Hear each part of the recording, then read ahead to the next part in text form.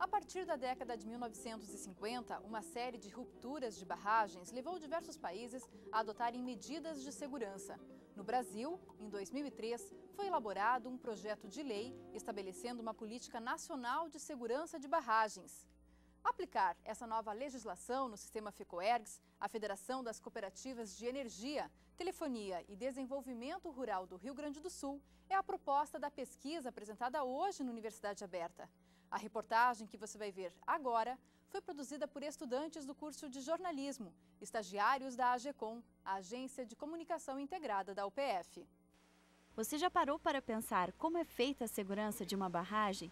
Desde 2006, um projeto da UPF vem fazendo avaliações do desempenho de barragens de pequeno porte do sistema FECOERGS. O projeto de segurança de barragem, que é um projeto que iniciou com esse nome, mas depois se ampliou como um projeto envolvendo instrumentação, ele foi um convênio que existiu já desde 2006 com a FECOERGS, que é a Federação das Cooperativas de Eletrificação Rural e Telefonia do Estado do Rio Grande do Sul.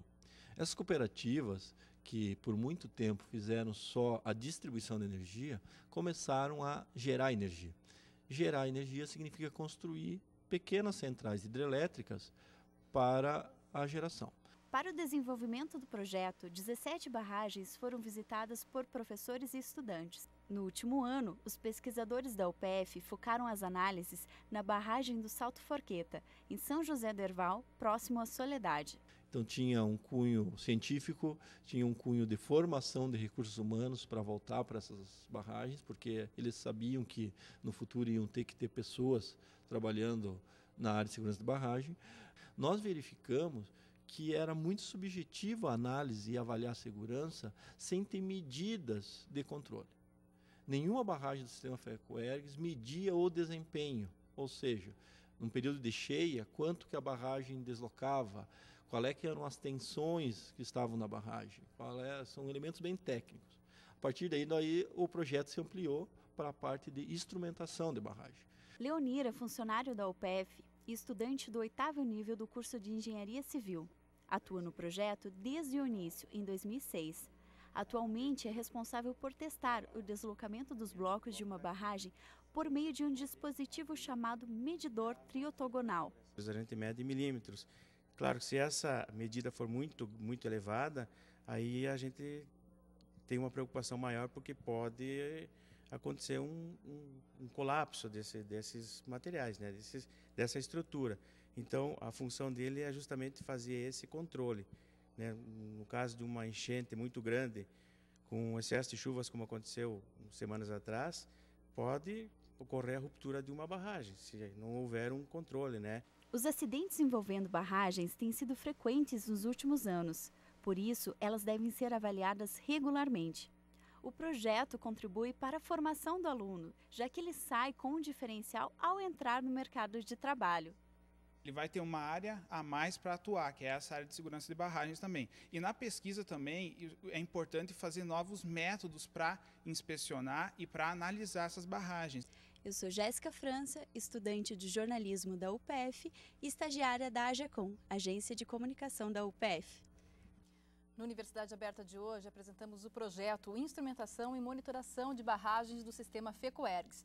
Nossos convidados são o professor Antônio Tomé, graduado, mestre e doutor em Engenharia Civil. O professor Antônio Tomé é o coordenador do projeto apresentado hoje. Neste bloco, também é nosso convidado, o Leonir Freitas, estudante do 8º semestre do curso de Engenharia Civil. Sejam os dois bem-vindos ao programa.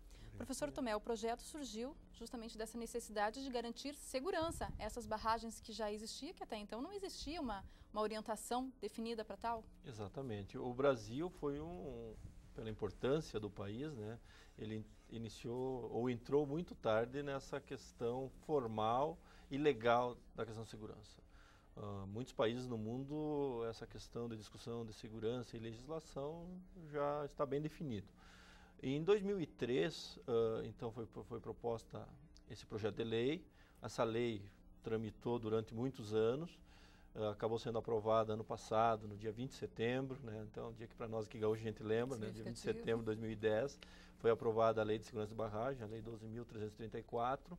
Essa lei tem 2 anos agora para para entrar em vigor, né? Então está nessa fase intermediária, aonde todos os proprietários de barragem agora são os responsáveis, a lei fica bem clara, pela manutenção da sua segurança ao longo da vida da barragem. Até então não existia nada definido, não existia essa questão de fiscalização, de ter uma orientação para garantir essa segurança? Não existia, e muitas vezes não existia nenhum elemento que pudesse fazer com que o investidor ou o proprietário da barragem, que às vezes até era pública, fizesse a avaliação do seu desempenho e da sua segurança ao longo do tempo.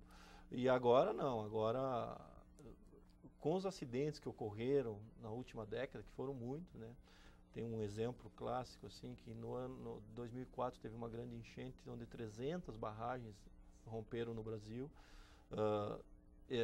e a partir daí muitas outras barragens também acabaram rompendo, e daí se acelerou esse processo de aprovação da lei, mas já antes da aprovação da lei, as pessoas começaram a se preocupar com a questão de segurança, que foi o que aconteceu com o sistema FECOERGS, que é a Federação das Cooperativas de Eletrificação Rural e Telefonia do Estado do Rio Grande do Sul, que, como se falou na reportagem, ao iniciar a geração, ela iniciou a geração em muitas barragens antigas que o pessoal tinha para tocar um moinho ou para tocar um pequeno gerador, e daí ela saiu na frente e disse, bom, trouxe esse desafio para a universidade. Então esse projeto nasceu de um desafio que veio externo à universidade, para a universidade, para que a gente fizéssemos esse estudo e principalmente formássemos, como também foi dito na reportagem, formássemos recursos humanos para que no futuro pudesse voltar para essa cooperativa. Porque até então nem se discutia na própria academia essa necessidade, essa questão de formar esse profissional. O que aconteceu? Eu que me formei no final da década de 80, fiz engenharia no final da década de 80 e início de 90, foi um momento em que o Brasil estava estagnado do ponto de vista de obras de infraestrutura, no qual as barragens entram, né? E as escolas de engenharia, na década de 70 e 80, acabaram retirando dos seus currículos as disciplinas referentes à barragem, né? Então, hoje nós temos um vazio, né, de formação de recursos humanos de pessoas que trabalham em barragem, né? Eu me lembro claramente que quando saí da universidade eu queria ser barrageiro, queria trabalhar com barragem, que era uma obra que me chamava a atenção, e acabei indo para uma especialização que trabalhava e se discutia e se estudava muito barragem, mas não tinha onde aplicar. Hoje, claro que esse cenário mudou totalmente, né? Hoje falta mão de obra, hoje são dezenas, centenas de barragens em construção no Brasil, poderia dizer milhares, né? E de pequenas e médias barragens, porque mudou todo o sistema. Então, começou de novo a se discutir.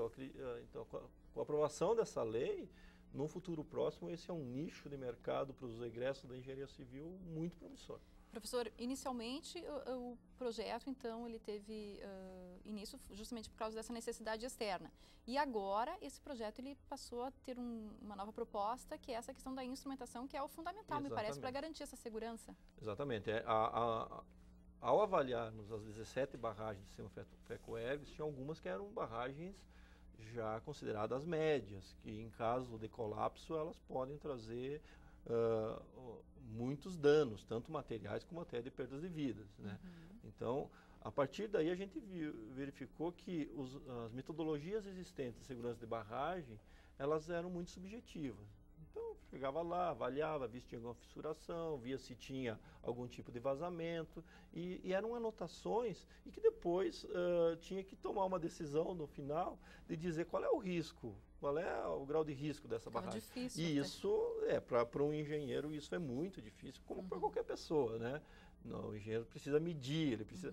E daí a gente, verificando isso, hoje as grandes barragens todas são instrumentadas, começou a provocar as empresas da FECOERGS, principalmente a empresa Sertel, lá de Teutônia, que é a nossa parceira, né, a principal parceira, que tem a maior barragem, a instrumentar.